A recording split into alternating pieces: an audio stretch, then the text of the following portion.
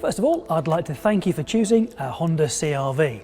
Now, in this handover video, we're going to look at some of the features and functions on the outside of the vehicle, also on the inside of the vehicle, so you can get the very most out of it, and also some of the things to be aware of from a maintenance point of view. For unlocking and locking your CR-V, we can actually use the remote. Also on this car, we have keyless access as well. We'll start off with the remote though. So if we want to unlock our car, we can simply press the fob and the door will be open for us. And of course, when it comes to locking it, we can press the lock button. Now, if we press it a second time and hold it in, that will fold in our door mirrors for us. What it would also have done is put up any windows that we'd left down. So the reverse of that is if we press the unlock button and we press the unlock button again, it will wind the windows down for us, letting any warm air out as we're approaching the car on a warm day. Now on this one you can see it's also sliding back the panorama roof. So that would be us open, and as soon as we open the door, the mirror will unwind itself. But as I mentioned before, to lock it and hold it a second time, it will wind those windows up for us and fold the door mirrors in. Now there is another way we can actually gain access to the vehicle, and that's just by having the key on our person. So the car is now locked and I'm in the detection zone. I could be doing this from the driver's door, the passenger's door, or even the tailgate. But putting my hand in here, you'll hear it unlock, and now I can actually open the door. And when it comes to locking the vehicle using the keyless system, all we do, we just close the door and then hold on top of there. And again, we can do it a second time if we want to fold those door mirrors in. Now we'll take a look at those maintenance items underneath the bonnet. So of course we need to pop the bonnet first. Now just by the driver's feet, we have a little lever. Now if we make our way to the front of the car, what we'll actually feel for is the little lever which is just above the H badge. So we pop that out of the way, pop the stay up, and now there's very little to do under here. So on the extreme left, we have the reservoir for the screen wash. So obviously as you use that, that's going to need to be topped up. Next item along is the brake fluid reservoir. So again, just keep an eye on that. That should stay pretty consistent. Further along, we have the dipstick. So our recommendation is, especially when the car is new, is every time you fill up with fuel, check the oil level, because the engine will be warm and also you'll be on a flat surface. So check the oil. If it needs any, top up with the recommended grade. Next along, we have our coolant tanks. So 2 expansion tanks, one for the actual petrol engine and one for the hybrid system. So again, you can just keep an eye on those. There should be no movement in those, but they should be checked when cold, rather than of course the oil should be checked when it's warm. Now we do have a traditional 12-volt battery on here to allow lights and the unlocking of the doors to operate, but of course this is a hybrid, so we do have a high voltage battery at the back of the vehicle, and anything within these orange shrouds, that's to do with the hybrid system, so we don't need to do anything with those at all. So those are the items that as an owner I'll be looking out for and topping up some of the fluids as we go along. Now, from a maintenance point of view at a dealership, our service schedule is 12,500 miles or 12 months. Those are the times we'd like to see the car back in to make sure it's in tip-top condition for you. Now, one thing that we do have under the bonnet here is a little sticker relating to the fact that we have lithium-ion batteries at the back of the vehicle. All that's telling us is that we need to drive the car for at least 30 minutes every 3 months, which I'm sure everybody's going to do. And that will keep those batteries at the back, again, in excellent condition. Now, when we come to closing the bonnet, obviously we'll lift her up, take that out of there, pop it into the little clip, and from a couple of inches or so above, just let the bonnet drop under its own weight. Now that we're in the vehicle, I want to make sure I've got the seat, head restraint, seat belt and steering wheel all set up for me as the driver. So this feels a bit close. I'm going to wind the seat back. We've got electric seats here, which are fantastic, making sure I can get good pressure on the pedals. That distance feels really good to me. I'm going to adjust the recline of the backrest. Again, that feels like a nice driving position. Next thing I'll do is the head restraint. So that's a little low. I think one click up should be good. Yep, that feels about right. If I wanted to, this can actually tilt a little bit further forwards. That's maybe too much. So we'll release that back. Yep, I think that's a good position for me. So now I've got my seat set up and the head restraint. Because we've got the electric seats, we also have memory seats. So what we do, we press the set button when we're happy with it and press and hold that number 1, because on the back of my key it says driver 1. For the second driver, you can set another position, go through the same process and press button 2. Now that's done, I'm going to put my seatbelt on.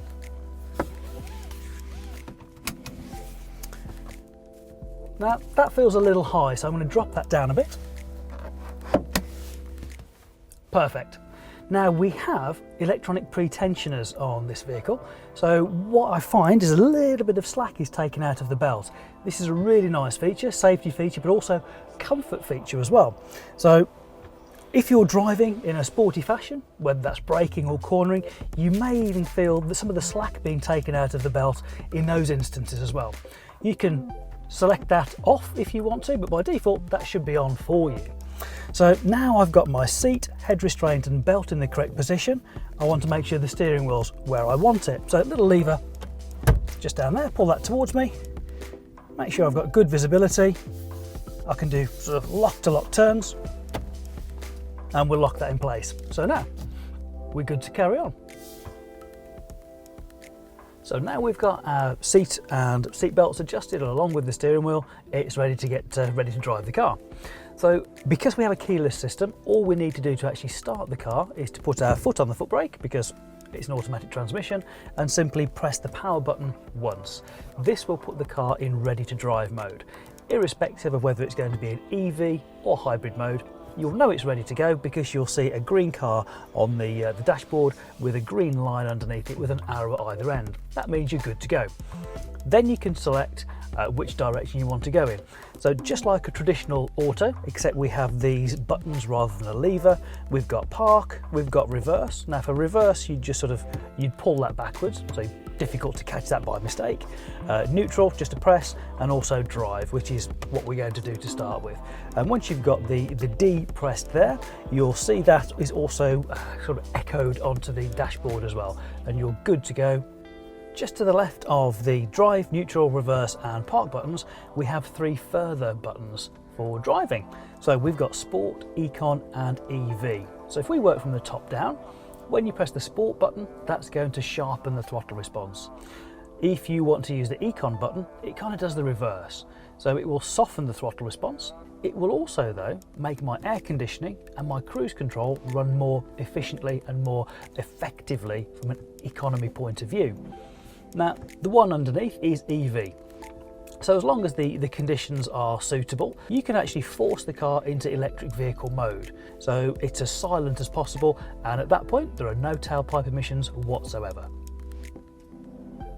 Now on the other side of this console here, we have our parking brake. Now to give us lots of space down here and also make it really easy to use, we've gone for an electronic parking brake. That means it's very simple and hardly any pressure to actually apply and take that brake off. However, if you're traveling, so any kind of speeds, this doubles up as an emergency brake. So every car should have a secondary braking system. So if you were traveling, when you pull this, what it will do, and obviously this is only in an emergency situation, it will apply hydraulic pressure to all 4 wheels. So it's nice to know you've got that just in case, but of course that's an emergency braking system. Now underneath that we have a feature called brake hold. This is a really great feature that works incredibly well with the electronic parking brake. So it's no hassle when I'm driving along, come to a standstill, put the parking brake on.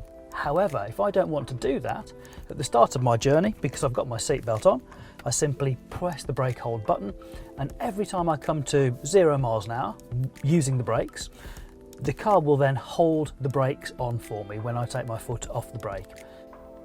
So just by my right arm on the armrest for the driver, we've got a few different controls that we can adjust and use as we're driving along.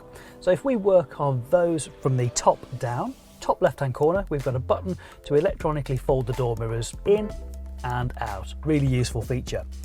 To the side of that, we have a little slider which has L one side, a centre position and R.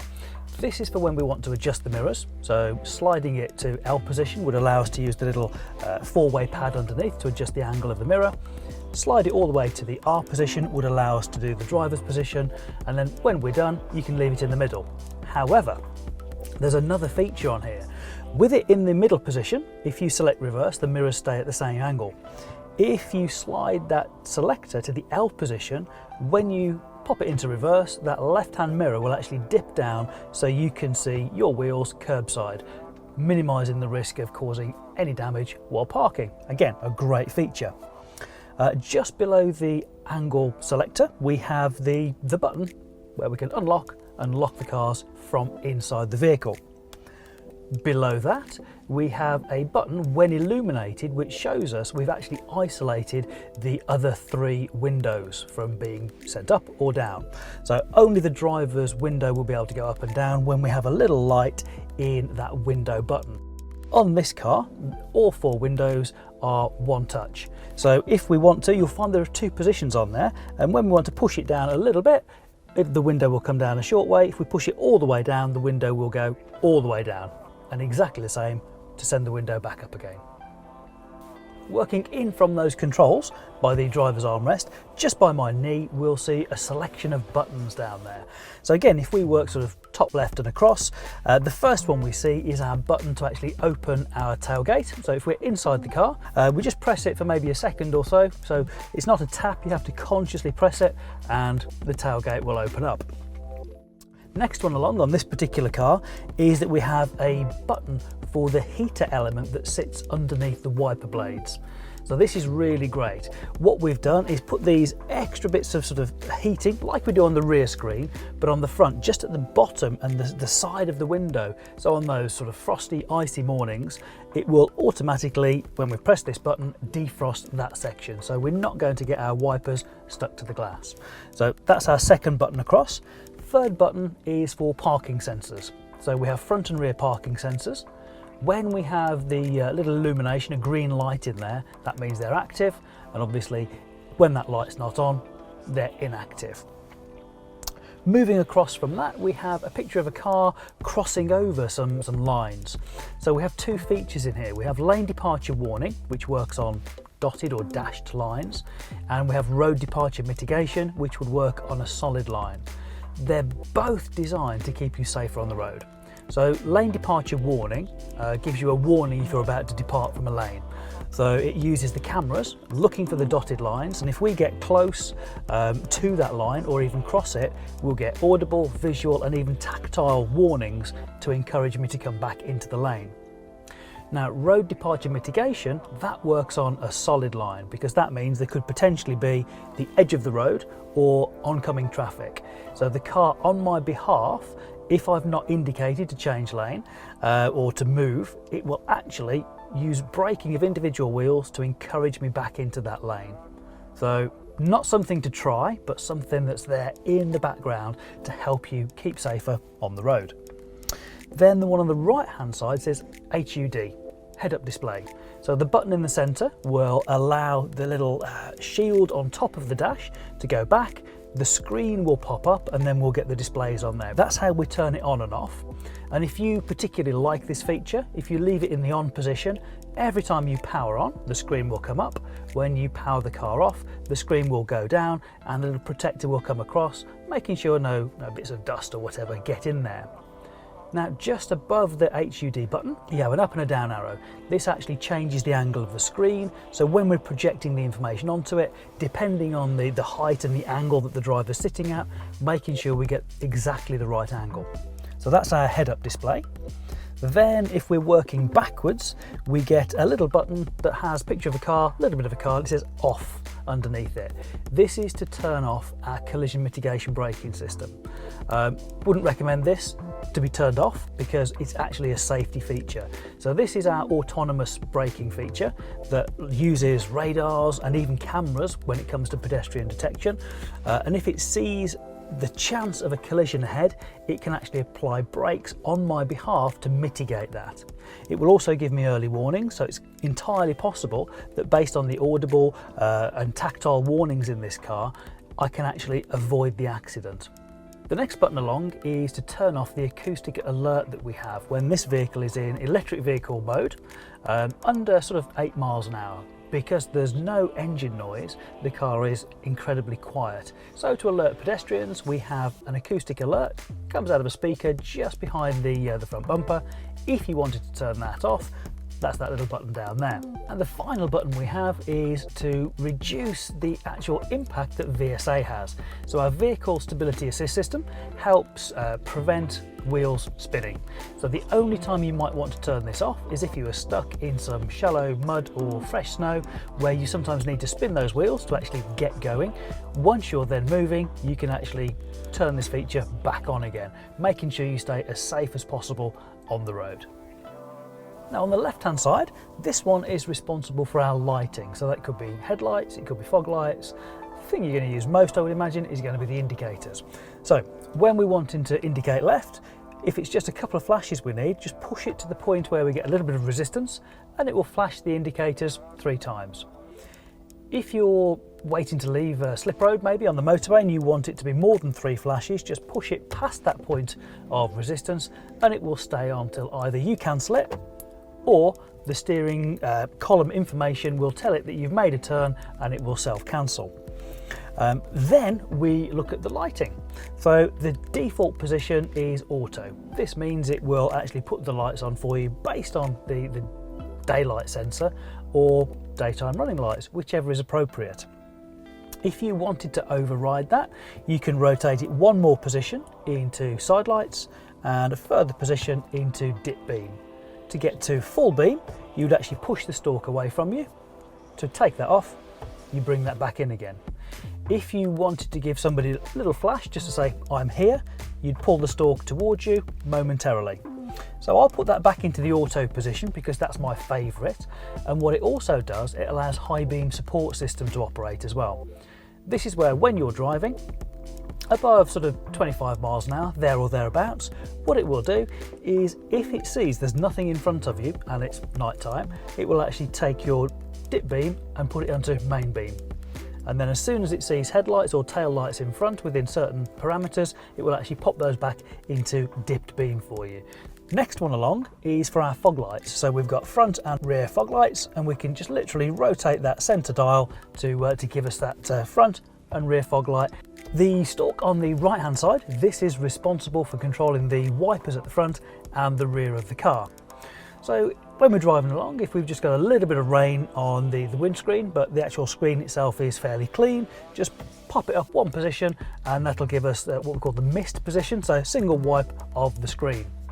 If, however, there was a little bit of mud maybe on the windscreen and you wanted some screen wash on there, as well as it wiping the screen, you just pull that towards you and both of those things will happen simultaneously for you. If you are in more severe rain and you need more than just a mist, I would leave it in the auto position personally, because it's using the information from the rain sensor on the screen to determine how quickly the wipers should go and also the delay when they're parked.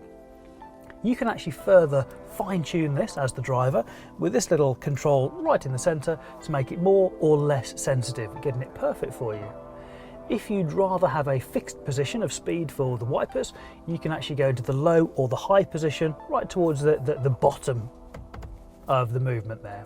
But as I say, my favourite is the auto position because I can then just concentrate on driving. I know the car's looking after keeping the screen clean for me. Now, on the end, we actually have the control for the rear wiper. So what we can do, if we rotate it towards us, it will give us a squirt of screen wash on the rear screen. We've also got that facility right at the other sort of end of the movement of the switch as well. And in between that, we've got intermittent for an intermittent wipe, and we've got the fixed on position. But as I say, either end of those, you can actually encourage some screen wash onto the screen just to give it that perfect clean for you. So these paddles just behind the steering wheel, these are to actually allow us to change the amount of regenerative braking we get when we're just coming off the throttle but with no foot on the foot brake. So if you've owned an automatic vehicle before where these have been sort of shift paddles, this is going to feel a little bit different for you. So because this is a hybrid and the road wheels are not directly connected to the engine, when we come off the accelerator there's no engine braking. So what we can do, we can actually make it feel like we've got engine braking by using these paddles to increase or decrease the amount of electrical resistance within the motors. What this also does, it kind of puts more charge into those high voltage batteries at the back of the vehicle. So looking at the face of the steering wheel, we've got some buttons on here. Now, what we're going to do is we're going to work from the left-hand side to the right-hand side. So on my left, we have a selection of buttons, some simple ones. We've got plus and minus, that's for volume of the audio system. Just underneath that, we have a little button with an eye on it and what looks like sort of 3 pages. When we press that button, it allows me to look at the information I've selected on the screen in front of me. If I press it again, it will bring up the actual icons I can choose from. Then I can use my left and right arrows to pick things like information on all-wheel drive, where the power's going to, or it could be any number of things. So we can scroll through those and also personalize them. Underneath that, we have our telephone buttons, so we can make and receive phone calls, obviously using our Bluetooth connections. And we've also got the speech button as well. So if we were using CarPlay, for instance, or Android Auto, we could actually use our assistants, whichever type they are, to ask our phone to do various things for us. Now moving across to the right hand side, we'll see some safety features and also some convenience features. So the easiest one to start with on this particular car is the button for the heated steering wheel. So nice and easy, just in that bottom left hand corner. Then above that we have up and down for HUD, head-up display. This allows us to scroll through the pages of information on the display in front of us. Now, the other controls, in order to use those, you need to have made sure you've pressed the main button. When you've pressed the main button on your screen, you'll know that it's on because you'll have ACC or LIM and LKAS at the top. So that's adaptive cruise control, or LIM is limiter or speed limiter. And then we've also got the lane keep assist system. So that means they're able to be then turned on. To actually activate them, just along from the main button, we've got our LKAS button. When we press that, you'll get some dotted lines, kind of simulating the dotted lines on a dual carriageway or a motorway, and it's in standby mode. So when you're doing dual carriageway motorway speeds, the camera in the centre of the vehicle is actually looking for them. When it recognises them, those lines will, rather than being sort of hollow or shaded, they'll go solid. So you'll see those solid white lines. This means now the system's active. So what it will do, it'll try and keep you centred in your lane.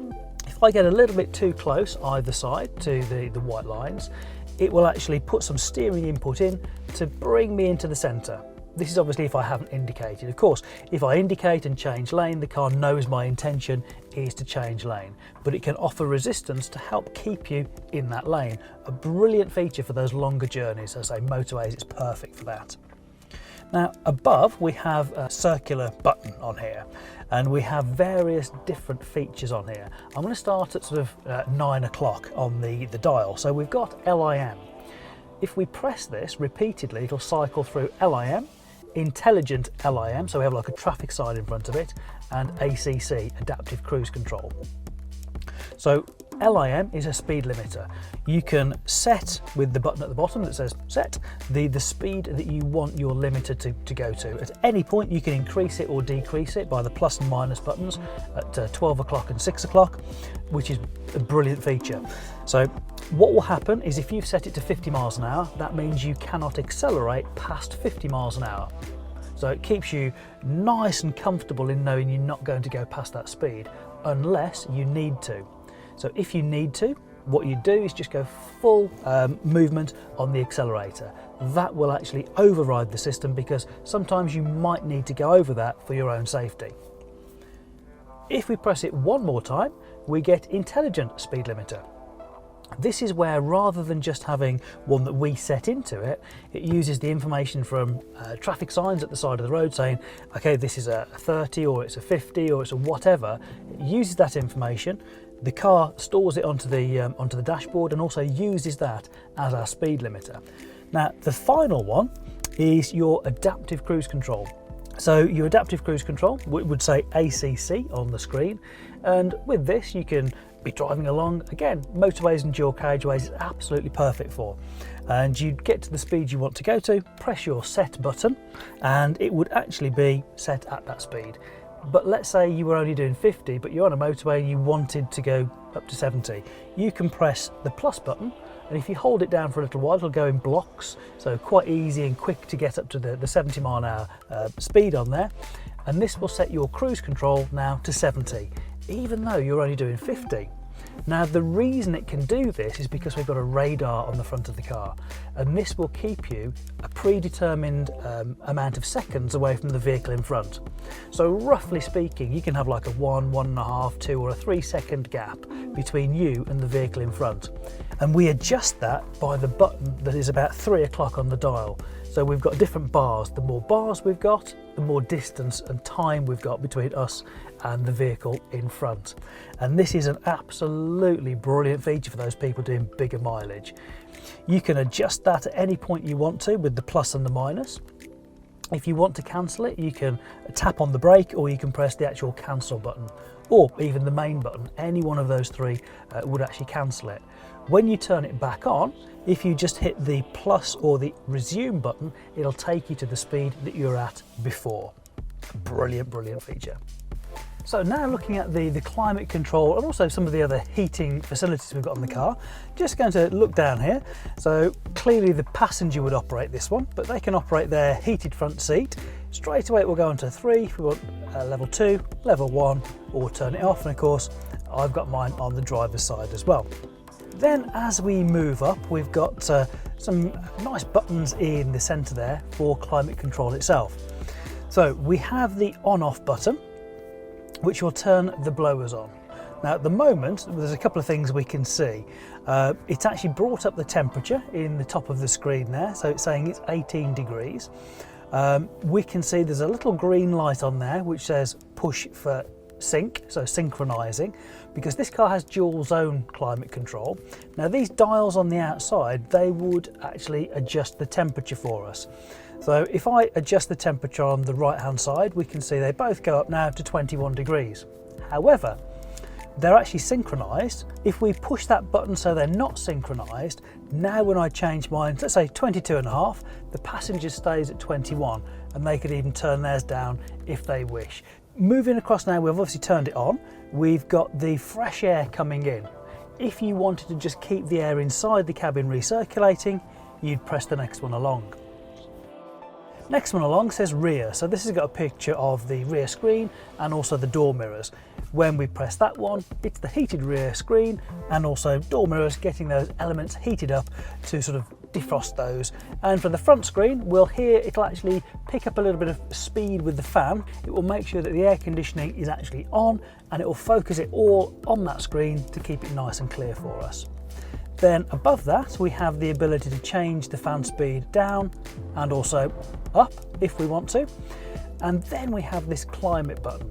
So everything I've done so far has been using the buttons and the dials down here. If I wanted to, I can press the climate button on the screen and actually turn my air conditioner on or off, change the mode where the actual air's coming through, and change the fan speed as well. So now we'll take a look at the Connect. This is our infotainment system. We're on our home page, so you can see things like navigation, audio, and of course your telephone features. Now we're going to start in the top left-hand corner with navigation. So if you've used Garmin before, a lot of this will look very familiar to you. And we have the little magnifying glass just over there. Now this is where it's a little bit different to a traditional Garmin system, because we've actually put our Honda dealers in there as preset addresses. So anytime you want to locate one, pop it into the navigation, you've got them all listed there for you as well. Now a lot of people will want to set their home as one of the destinations. So the easiest way to do that is to select Go Home. You have 3 choices now. I could manually enter the address using my postcode or whatever. I can use my current location, which if I was sat on my driveway, it'd be perfect. Or you can choose one from a recently found destination. I'm just going to go current location, and that is now set in. So next time you press the Go Home button, it will literally navigate your route to your home and you're good to go. So the next little feature down, we've got phone on here, so I could either press the phone button here, or we've got these keys a little bit closer, so I could press the telephone here. It does exactly the same thing, just different ways of choosing it. Now it says here there's no phone connected. Would you like to select a phone to connect? So I'm going to go yes for the first time. So we can see the different phones that are there, so we're going to add a Bluetooth device. So I need to make sure that mine's on. I'm using an iPhone, so I'm just going to go into my Bluetooth, go into the menu, we'll go continue on here. Now they're trying to find each other. So very shortly we'll get, there we go, we can see iPhone, so we tap on the phone and it will give me a code on here. So I just make sure the code is the same. On my phone it's asking me to pair that, so I'll just click pair on that one and we'll allow my contacts, and we can see we're connected there. We've got a little phone icon, absolutely brilliant. We're now connected to the iPhone, so I can press my back button there and we can actually see that the iPhone's connected, and we can see we've got Bluetooth connection and also my signal strength. So that is now my phone all connected in, so we can be even on the home page if we wish. We can see we've got connection. Any calls that come through I can literally answer off the steering wheel, as we mentioned earlier, again keeping you nice and safe. Now just below the phone button we've actually got one for settings. Now there are lots of different settings you can go through here, you can see them for yourself. What I'll do, I'll show you one thing we can do on here. I'm going to go to vehicle, and we've got deflation warning system right at the top. There are, as you can see, many different things down here, how you can personalise the car specific to yourself. But let's imagine we've had a temperature fluctuation overnight and it's much warmer than it was yesterday, and our deflation warning system light has gone off. Providing we've now checked the tyre pressures, they're all good. There's no punctures in there, no foreign objects. What we can do now, we can actually reset it. So all you do, you'd pop onto the top one there, deflation warning system. We click on the initialize, and that's it now done. Simple as that. So just one example of some of the things you can actually get involved with in the settings on your CR-V. So the next feature along is AHA. This is a pre-installed app that we at Honda have put on the car for you. So you do need an internet connection, so you can use your phone as a personal hotspot, and once you've done that you can set up an account which is free, just an email address, some details in there, and then you have access to various podcasts, internet radio stations, or even traditional radio stations that you wouldn't maybe be able to hear if you were, say, abroad. If you were listening to Radio 1 or 2 in the UK, perfect. But if you went over to France, you wouldn't be able to pick it up through FM or DAB, but with AHA you'd be able to. The top right hand corner of the screen is our audio button, so we could press it there, and again, just like a map or telephone, we've got a button on the side that we can press as well, just for convenience. So the last time we used this, we were on DAB. If we want to change the source, we can do it off the little thumb wheel here. I'm just going to press the button on the screen there though, and you can see that we have FM, DAB, LW, obviously long wave, medium wave. We have a USB connection. We have an iPod connection when we're using our USB, Bluetooth audio, smartphone, audio apps. That would be something like the AHA we just mentioned, and also HDMI. The info button or tab on there, that will allow us to get some of the driving information. So the fuel economy for our most recent runs, or actually our instantaneous fuel economy, and some other information on there as well. Again, nice to have, that you can just tap that while you're driving and see how you're doing on your fuel economy. Of course, remember, you can also get that straight in front of you as well. And just above the Connect screen, we have the button for the hazard warning lights. So just in the roofline, we have a little holder for your glasses, which is nicely lined, keeping them nice and safe.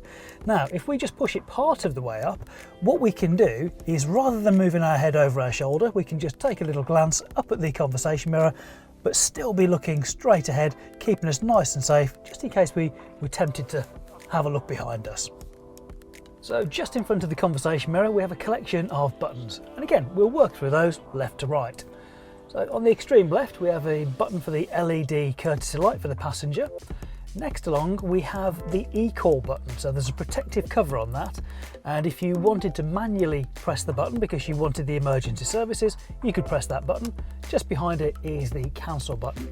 However, What it will also do is, if there was an accident where the airbags were deployed on the vehicle, it would actually automatically call through to the emergency services, and it knows your direction of travel, your location, so even if you didn't speak to the person on the other end, those emergency services can get straight through to you. Now, across from that, we have the tilt function for the roof. We can also slide the roof back, and we'll now push it forwards.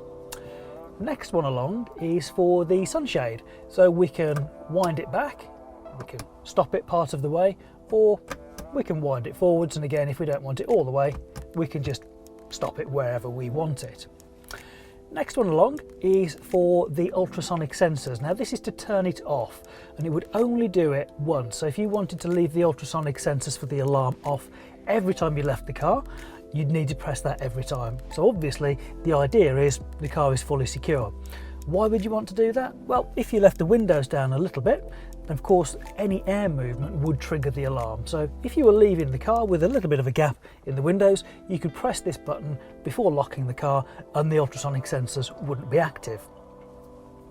Just below that, we can again similarly turn off the tilt sensor just for one locking of the car, just so that if there was any movement in the car while you were away, it wouldn't trigger the alarm. Then we have the courtesy light for the driver, and right at the front we have the ability to turn off these courtesy lights completely, or we've got them operating when the doors are open, or we can have them permanently on, but this is operating both together. Looking straight ahead at the meters in front of me, on the left hand side we've actually got a meter that will show us the sort of state of charge of the high voltage battery in the back. Also, you'll see what position the lights are in. If you're on side lights or auto lights, that'll be on that small section on the left as well. So moving across from the left to the centre, this is where the majority of the information is going to be. So right at the top we have the charge and the power indicator. Moving down from that, we actually have our speed. On the left of that, we have the park, reverse, neutral or drive icon, just so we know in which direction obviously we're going to be travelling. To the left of that, we know we're ready to drive because we can see an image of a car with the green line underneath it. It just means it's ready to drive, because of course sometimes you'll be in electric vehicle mode and you will have no engine running whatsoever. Now, just to the right of the miles per hour, right in the centre, we have a little circle. Now, when we've passed a speed sign, it will actually put that information up there for us, reminding us we're in a 30 or a 50 mile an hour zone. Moving down from that, we have the ability to scroll through various pieces of information. So you can choose exactly what information you want on there. Below that, we have the ambient temperature. We also have the mileage for the car, or we can scroll through for trip A and trip B on there as well. And if you want to reset it, just press and hold that button over there. And just to the bottom right corner, we have the time. The final part of the dashboard information is that on the right hand side. So here we have our petrol gauge, and we actually have a petrol pump icon there with an arrow pointing to the left. This is to remind you that your fuel filler flap is on the left hand side of the car. If you'd got brake hold on, that would also be indicated there for you, and again, if your parking brake's on, you'd have that kind of information in that right hand side as well. And now we're at the back of the car, we can get our remote out again, and there are a number of ways to actually open the tailgate, but if we press and hold the tailgate button, what we'll find is that will actually wind its way open for us at the height that we want it to be. Now, the way we'd adjust the height is simply by, if this was too high, lower it down a little bit. If that's the desired height, press and hold this button until you hear a beep. And now every time it opens, it will open to that height. Now we can close it again using the remote.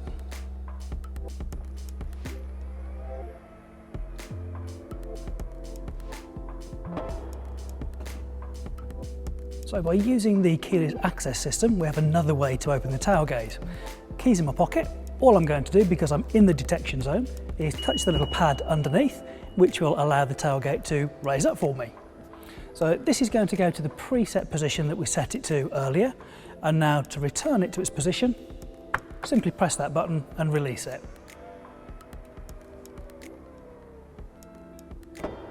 So another way we can open it from the outside of the vehicle is by using the hands-free control.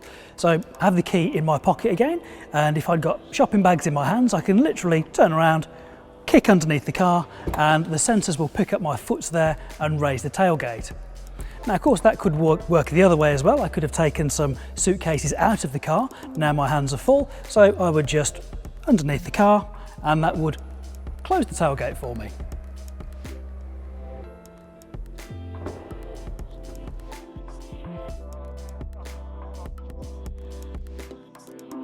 Now we're in the boot, what we can do, we can put the tonneau cover all the way forwards to show us the immense space of the boot. And we have levers on either side where we can pull those and the seats will fold down. So we've got an incredible loading space inside that boot. Now on the boot floor, if we lift this up, we'll find our jack, our temporary repair kit and our compressor, should we ever need to use those if we get a puncture or something of that nature.